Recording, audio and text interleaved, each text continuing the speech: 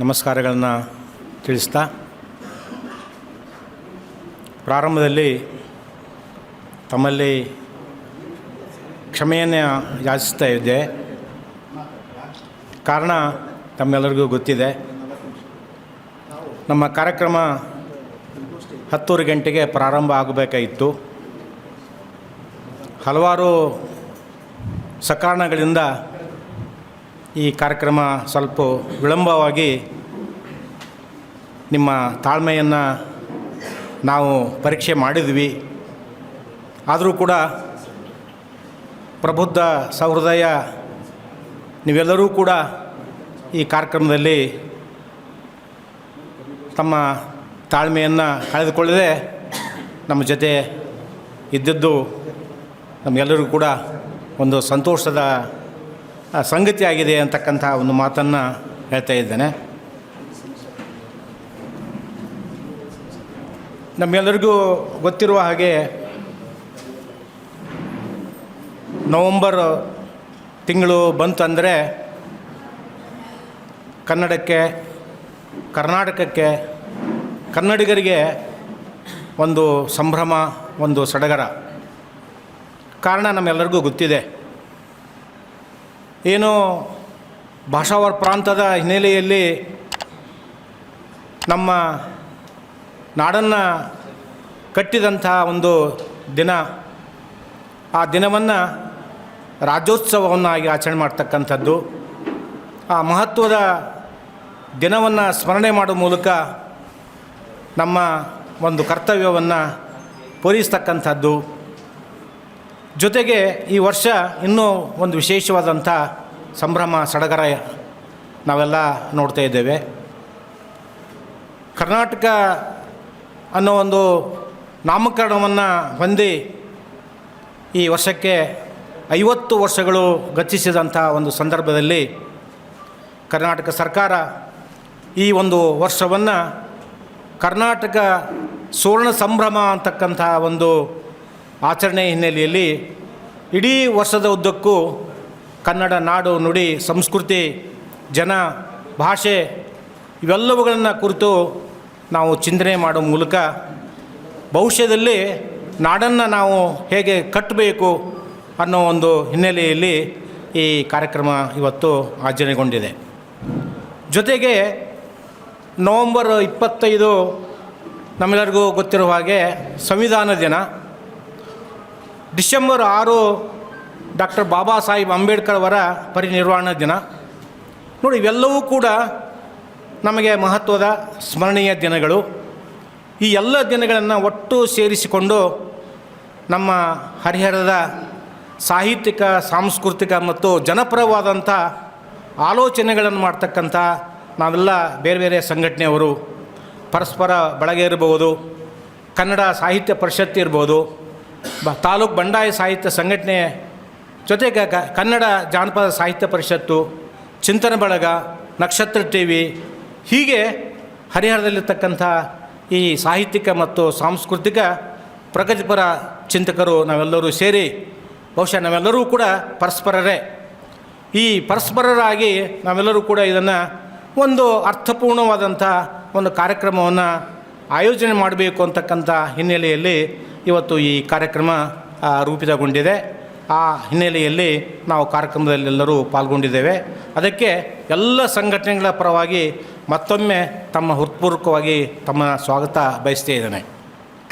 ಈಗಾಗಲೇ ಸಾಕಷ್ಟು ಸಮಯ ಆಗಿರೋದ್ರಿಂದ ನಾನಾದರೂ ಕೂಡ ಸಮಯದ ಪ್ರಜ್ಞೆಯನ್ನು ಇಟ್ಕೊಂಡು ನಾನೇನು ಈ ವಿಷಯ ಪ್ರವೇಶದಲ್ಲಿ ಹೇಳಬೇಕು ಅಂತಕ್ಕಂಥ ಕೆಲವಾರು ವಿಚಾರಗಳನ್ನು ಹೇಳಿಕೊಂಡು ಆ ವಿಚಾರಗಳನ್ನು ಮೊಟಕು ಮಾಡಿ ಇವತ್ತು ನಮ್ಮ ಜೊತೆಗೆ ಬಂದಂಥ ಏನು ಸಂವಿಧಾನ ತಜ್ಞರು, ಸಂಶೋಧಕರು, ಕವಿಗಳು, ಸಹೃದಯ ವಿಮರ್ಶಕರಾಗಿರ್ತಕ್ಕಂಥ ಡಾಕ್ಟರ್ ವಡಿಗೆರೆ ನಾಗರಾಜನೆಯವರು ದೂರದ ಬೆಂಗಳೂರಿನಿಂದ ಹೊರಟು ನಮ್ಮ ಜೊತೆ ಇವತ್ತು ಸೇರಿಕೊಂಡಿದ್ದಾರೆ.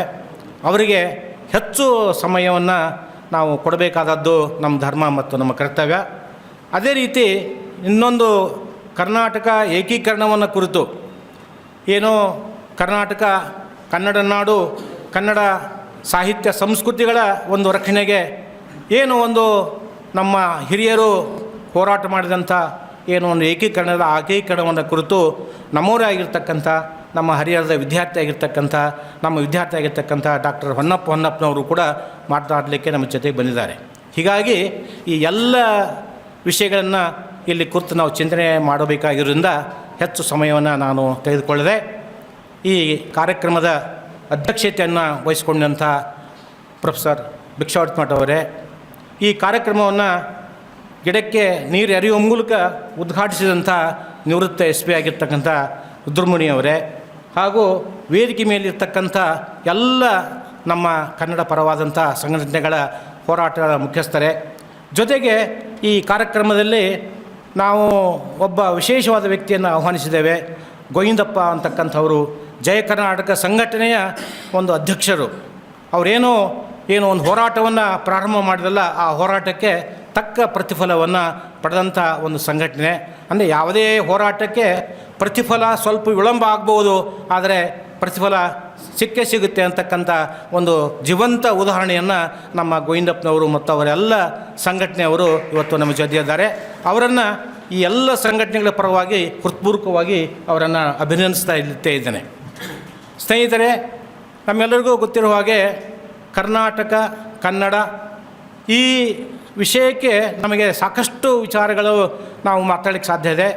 ಕನ್ನಡ ಭಾಷೆಗೆ, ಸಂಸ್ಕೃತಿಗೆ ಸುಮಾರು 2000 ವರ್ಷಗಳ ಇತಿಹಾಸ, ಚರಿತ್ರೆ ಇದ್ದಾಗಿಯೂ ಕೂಡ ಇವತ್ತು ನಾವೆಲ್ಲರೂ ಕೂಡ ಒಂದು ಆತಂಕದಲ್ಲಿ ನಮ್ಮ ಕನ್ನಡ ಭಾಷೆಯ ಬಗ್ಗೆ ಒಂದು ಚಿಂತನೆಯನ್ನು ಮಾಡ್ತಾ ಇದ್ದೇವೆ.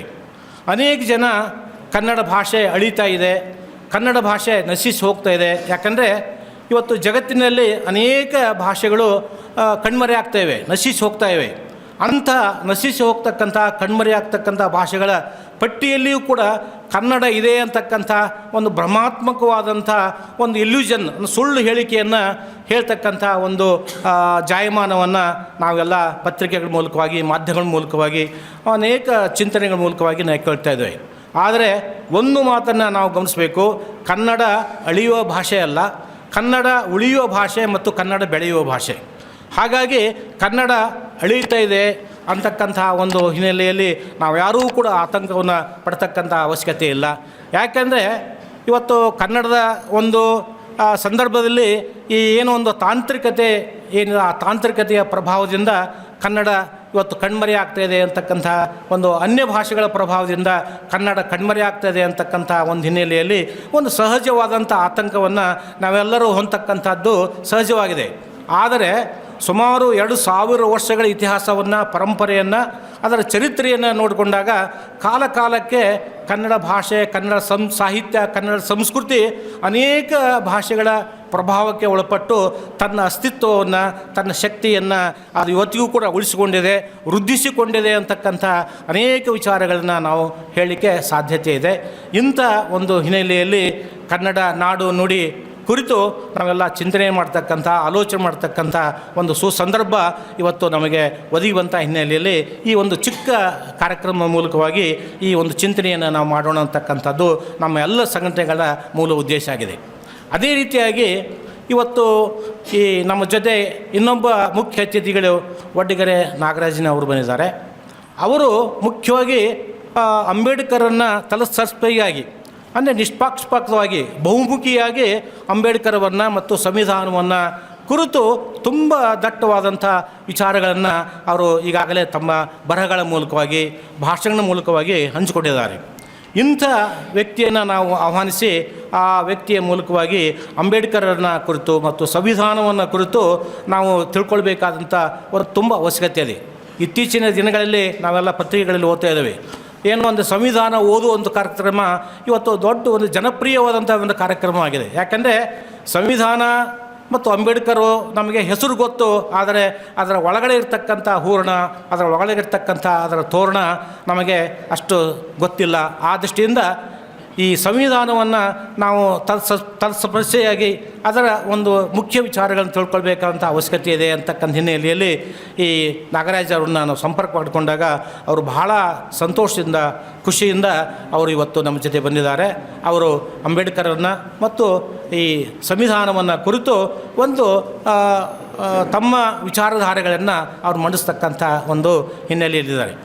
ಈ ಜೊತೆಗೆ ನಮ್ಮ ಇನ್ನೊಬ್ಬ ನಾವು ಸಾಮಾನ್ಯವಾಗಿ ವಡಗೆರೆ ನಾಗರಾಜನವರು ಹೊರಗಿನವರಾದರೆ ನಮ್ಮಲ್ಲಿ ಅನೇಕ ಸಂಪನ್ಮೂಲ ವ್ಯಕ್ತಿಗಳು, ನಮ್ಮಲ್ಲಿ ಅನೇಕ ವಿಚಾರವಂತರು, ನಮ್ಮಲ್ಲಿ ಅನೇಕ ಯುವಕರು ಇಂಥ ವಿಚಾರಗಳನ್ನು ಮಾತಾಡ್ತಕ್ಕಂಥ ನಮ್ಮ ಜೊತೆಯೇ ಇದ್ದಾರೆ. ಅವರಿಗೂ ಕೂಡ ನಾವು ವೇದಿಕೆಯನ್ನು ಕೊಡಬೇಕು, ಅವರಿಗೂ ಕೂಡ ನಾವು ಪ್ರಸ್ತಾವನೆ ಕೇಳಬೇಕು. ನಾವು ನಿವೃತ್ತರಾದವರು, ವಯಸ್ಸಾದವರು ಎಲ್ಲಿವರೆಗೆ ಮಾತಾಡೋದು, ಯುವಕರನ್ನು ನಾವು ಮುಂತರಬೇಕು ಅಂತಕ್ಕಂಥ ಹಿನ್ನೆಲೆಯಲ್ಲಿ ನಮ್ಮದೇ ಆಗಿರ್ತಕ್ಕಂಥ ಡಾಕ್ಟರ್ ಹೊನ್ನಪ್ಪನವರನ್ನು ಈ ಏಕೀಕರಣ ಮತ್ತು ಕನ್ನಡ ಭಾಷೆ ಸಾಹಿತ್ಯವನ್ನು ಕುರಿತು ಒಂದಿಷ್ಟು ವಿಚಾರಗಳನ್ನು ಹಂಚಿಕೊಳ್ಳಿ ಅಂತಕ್ಕಂಥ ಒಂದು ಹಿನ್ನೆಲೆಯಲ್ಲಿ ಅವ್ರನ್ನು ಕೂಡ ಆಹ್ವಾನಿಸಿದ್ದೇವೆ. ಹೀಗಾಗಿ ಇವತ್ತಿನ ಒಂದು ಕಾರ್ಯಕ್ರಮ ತುಂಬ ಸಂಕೀರ್ಣವಾದ ಒಂದು ಕಾರ್ಯಕ್ರಮ. ಇದರ ಜೊತೆಗೆ ಇನ್ನೊಂದು ಕಾರ್ಯಕ್ರಮವನ್ನು ನಾವು ಜೋಡಣೆ ಮಾಡಿದ್ದೇವೆ. ಈ ಕನ್ನಡ ನಾಡು ನುಡಿಯನ್ನು ಕುರಿತಾಗಿರ್ತಕ್ಕಂಥ ಒಂದು ಕವಿಗೋಷ್ಠಿ. ಈ ಕಾರ್ಯಕ್ರಮ ಮುಗಿದ ನಂತರ ಕವಿಗೋಷ್ಠಿ ಪ್ರಾರಂಭವಾಗುತ್ತದೆ. ಆ ಕವಿಗೋಷ್ಠಿಯ ಅಧ್ಯಕ್ಷತೆಯನ್ನು ವಹಿಸ್ಕೊಳ್ತಕ್ಕಂಥ ನಮ್ಮ ಸ್ನೇಹಿತರಾಗಿರ್ತಕ್ಕಂಥ ಕಲೀಂ ಭಾಷಾ ಅವರು ಅಧ್ಯಕ್ಷತೆಯನ್ನು ವಹಿಸಿಕೊಂಡು ಆ ಕವಿಗೋಷ್ಠಿಯನ್ನು ನಡೆಸ್ಕೊಡ್ತಾ ಇದ್ದಾರೆ. ಜೊತೆಗೆ ನಮ್ಮ ಸಮಕಾಲೀನ ನಮ್ಮ ಹರಿಹರದ ಅನೇಕ ಕವಿಗಳು ಕನ್ನಡ ನಾಡು ನುಡಿಯನ್ನು ಕುರಿತು ಕಾಲಕ್ಕೆ ಬರೆದಂಥ ಅನೇಕ ಕವನಗಳನ್ನು ನಾವೆಲ್ಲ ಕೇಳಿದ್ದೇವೆ. ಆದರೆ ಇಂಥ ವೇದಿಕೆಗಳ ಮೂಲಕವಾಗಿ ಅವರ ಕವನಗಳನ್ನು ವಾಚಿಸುವ ಮೂಲಕವಾಗಿ ನಮ್ಮ ಜನರಿಗೆ ಆ ಕವನಗಳನ್ನು ಸೂಚಿಸಬೇಕು ಅಂತಕ್ಕಂಥ ಹಿನ್ನೆಲೆಯಲ್ಲಿ ಒಂದು ಕವಿಗೋಷ್ಠಿ ಕೂಡ ನಡೆದಿದೆ. ಈ ಎಲ್ಲ ಕಾರ್ಯಕ್ರಮಗಳನ್ನು ನಾನು ಈಗಾಗಲೇ ನಮ್ಮ ಸ್ವಾಗತ ಮಾಡಿದಂಥ ನಿರೂಪಣೆ ಮಾಡ್ತಕ್ಕಂಥ ಸ್ನೇಹಿತರು ಹೇಳಿದ ಹಾಗೆ ಹರಿಹರದ ಎಲ್ಲ ಸಾಹಿತ್ಯಿಕ ಮತ್ತು ಸಾಂಸ್ಕೃತಿಕ ಸಂಘಟನೆಗಳು ಸೇರಿ ಆಲೋಚನೆ ಮಾಡಿಕೊಂಡಂಥ ಒಂದು ಕಾರ್ಯಕ್ರಮ. ಈ ಕಾರ್ಯಕ್ರಮ ತುಂಬ ಒಂದು ಕನ್ನಡದಲ್ಲಿ ಒಂದು ಮಾತು ಬರ್ತದೆ, ತಡವಾದರೆ ನೆಂಟು ತಿಳಿ ನೀರು ಕುಡಿಯೋಣ ಅಂತಕ್ಕಂಥದ್ದು. ತುಂಬ ತಡವಾಗಿದೆ, ಆದರೆ ಒಳ್ಳೆಯ ವಿಚಾರಗಳನ್ನು, ಒಳ್ಳೆಯ ನೀರನ್ನು ಕುಡಿತಕ್ಕಂಥ ಒಂದು ಸಂದರ್ಭ ಆಗಿದೆ ಅಂತಕ್ಕಂಥ ಒಂದು ಮಾತು. ಆಮೇಲೆ ಜೊತೆಗೆ ನಮ್ಮ ನಿರೂಪಕರು ಒಂದು ಮಾತನ್ನು ಹೇಳಿದರು, ತುಂಬ ಇವತ್ತು ಬೇರೆ ಬೇರೆ ಕಾರ್ಯಕ್ರಮ ಇರೋದರಿಂದ ಜನಸಂಖ್ಯೆ ಭಾಳ ಕಡಿಮೆ ಇದೆ, ಪ್ರೇಕ್ಷಕರು ಭಾಳ ಕಡಿಮೆ ಇದ್ದಾರೆ ಅಂತಕ್ಕಂಥದ್ದು. ಆದರೆ ನಾವು ಅದ್ರ ಬಗ್ಗೆ ಯಾವಾಗಲೂ ಚಿಂತನೆ ಮಾಡ್ತಕ್ಕಂಥದ್ದು ನಮ್ಮ ಜಾಯಮಾನ ಅಲ್ಲ.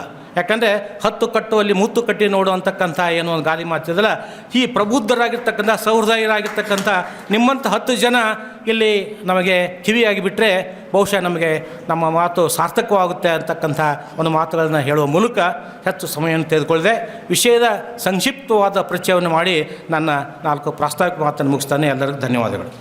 ಆತ್ಮೇರೆ,